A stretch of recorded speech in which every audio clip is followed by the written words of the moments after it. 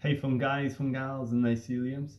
In this video we're going to talk you through how you grow one of our mushroom grow kits and give you some of our top tips along the way. So the first thing that we need to do is we're going to open the box. So I'm just going to grab a knife and I'm just going to see what's in here.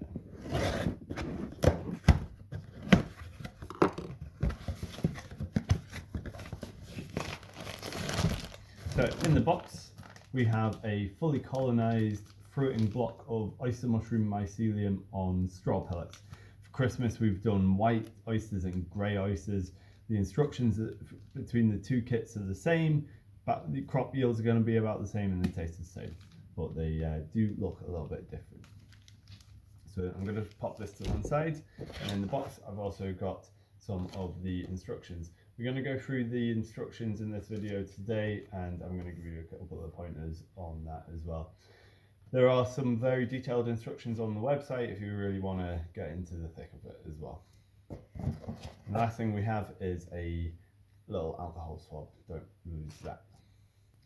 So the first thing that you need to do after you've read the instructions and unpacked your kit is to find a spot for your mushroom grow kit. At this time of year in winter, it's pretty good to have them indoors, and you want to have them somewhere that you're going to pass quite frequently in the day. The instructions say that to spray them twice a day, but I highly recommend you spray them more than that. I place it somewhere nearby that I'm going to pass quite frequently, and I generally put them near my kitchen sink. That means every time I go get a glass of water or go wash my hands, or anytime I go wash a coffee cup, I give it a spray. The more you spray it, the better your crop's going to be. It doesn't want to be too drafty because that will increase your moisture loss, and the moisture levels, higher moisture levels, are going to be the biggest factor that you have in getting good crop yields. So once you've found a decent spot to put your mushroom grow kit, I also recommend putting it on a plate or a baking tray or something. This will mean that any water that drops off collects on that tray and also helps keep up that moisture level. So once you've picked your decent spot and got a plate set up, the next thing you need to do is have a quick look at your kit.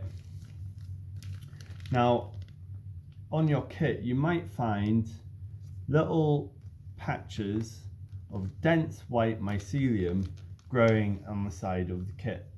Those are the beginnings of the mushroom primordia, and if you open that, that will turn into a mushroom. Now my tip for when you're picking where to open your kit is, if you've got a mycelial mass that is maybe 4 or 5 centimeters across, open the bag there if it's near the bottom of the block. That means you will get a much quicker crop. However, if they're only 1 or 2 centimeters across, I wouldn't open them. I would choose somewhere that doesn't have any mycelial masses growing and create a fresh surface to open.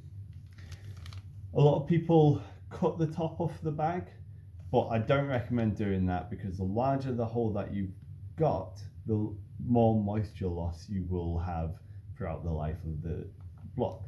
And the fruiting bodies of the mushrooms, majority of them are water, about 90% water. So if you have greater moisture loss up from the block, you're going to have a smaller crop of mushrooms. I recommend doing a cut about 5 centimeters across towards the bottom of the bag. Water flows downhill, so if you just remember that and you do it near the bottom, not too big, and that'll be a great space for you to start growing mushrooms from. So what I'm going to do is I'm going to take the alcohol swab and I'm just going to wipe the area of the bag that I'm going to cut open. That is just to prevent any mold spores getting knocked into the substrate when we cut it open. And I'm also going to just wipe down my knife as well. I'm going to get my knife and I'm going to very carefully puncture in and cut a few centimeter hole in the bottom of the bag. There we go. Not too big, not too small. So once you've got the bag opened, got a nice little cut, you're going to grab a spray bottle and you're going to fill it up with tap water.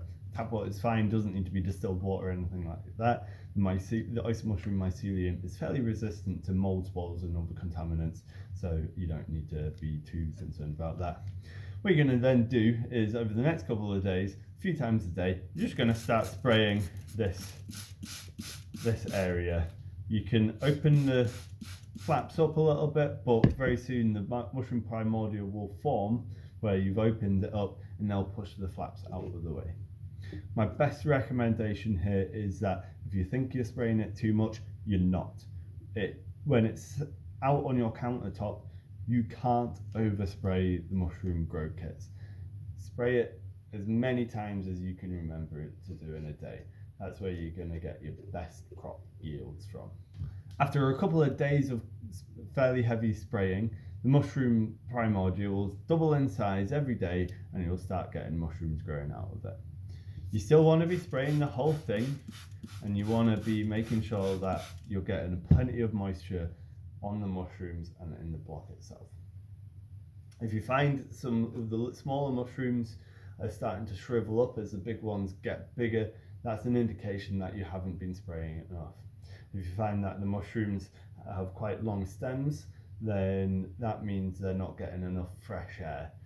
Out on your kitchen tabletop, that's not really going to be that much big of an issue. But if you are doing it in like a still air box or a fruiting chamber, as you've read up on other fruiting conditions, then maybe you need to think about getting some more fresh air in there. So after about a week, your mushrooms will be looking like they're about ready to harvest. The way that you tell that your mushrooms are ready to harvest is the caps will have gone from pointing their edge downwards to pointing their edges upwards. A few hours after they get fully pointed upwards, they're going to drop their spores. Now this isn't something to worry about. All you have to do is then you have to wipe them up off the surface of the counter that you've cleaned. They're not going to cause you any problems in your home or to your health.